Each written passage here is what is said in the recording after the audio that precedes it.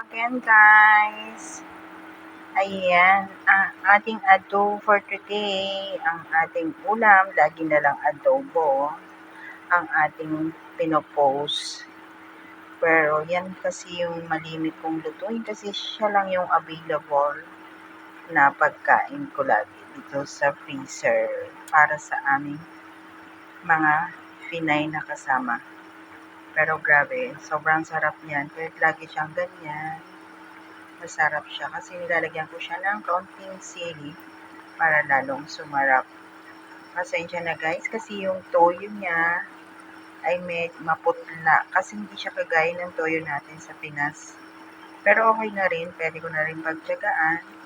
Ayan, papaiga-igahin ko lang siya ng kaunti para iga sa mantika yung pagka-adobo niya. Kasi kapag ganyan, medyo malansa siya. So, ang gagawin ko, papaigahin ko sa mantika para pang-kimi ko lang siya. Video, alat-alatan ko yung pagkakaluto ko. Kasi kapag hindi ko siya inalatan, ang mga kasama ko, kain lang siya ng kain. Hindi nila ako tinutulungan pagluluto, diba? Always na lang ako lagi ang nagluluto. Hindi man lang sila mag-prepare kahit pa.